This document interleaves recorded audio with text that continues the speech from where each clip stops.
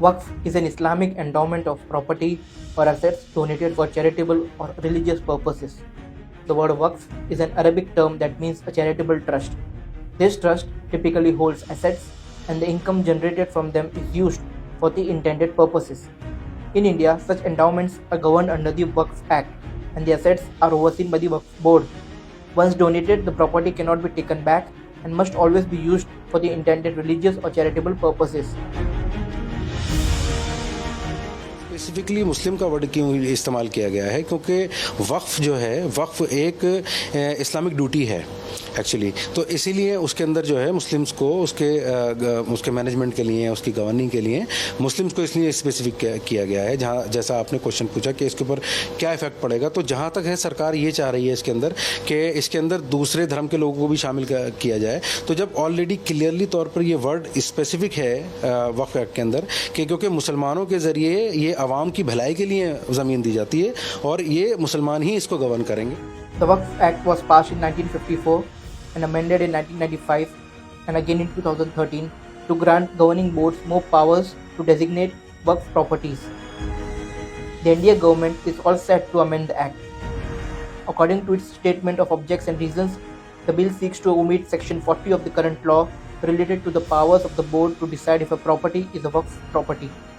The bill has proposed far-reaching changes in the present Act, including ensuring the representation of Muslim women and non-Muslims in Waqf board. देखिए, वक्फ के तहत जो properties हैं वो constitution से protected है। वक्फ में जो प्रॉपर्टीज़ हैं वो वक्फ से मुतालिक जो कानून है, शरीयत एप्लीकेशन एक्ट 1937, जिसको हमारे कानून ने, हमारे संविधान ने मान्यता दी है। It also seeks to establish a separate board for Bohras and Aga Khanis and promote representation of diverse Muslim communities. It also seeks to give powers to district collectors to resolve disputes related to Waqf properties. The government plans to make 40 amendments to limit powers of Waqf board, impacting the existing 32 boards overseeing over 8,72,000 immovable and over 16,000 movable Waqf properties across India. देखिए, जो 1995 का वक्फ act था उसमें कुल 44 amendment किया जा रहा है, 44 बदलाव किए जा रहे हैं। वोहरा और आगा खानी मुस्लिम्स को भी अब मान्यता दे दी गई है।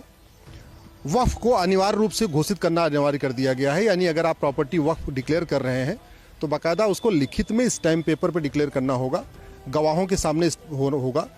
तो वक्फ प्रॉपर्टी कब हुई है, कब वो दान की गई है, किसने दान किया है, कब दान किया है, किसके सामने दान किया है, इसका प्रॉपरली जो है लिखित इसका दस्तावेज बनेगा। महिलाओं को भी अब इस पे पूरा उनको अधिकार मिल गया है।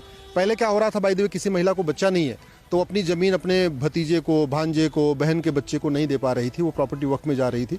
अब बिना महिला की सहमति के आप प्रॉपर्टी नहीं ले सकते हैं, उसको वक्फ डिक्लेयर नहीं कर सकते हैं, उसमें महिला की सहमति ज़रूरी है।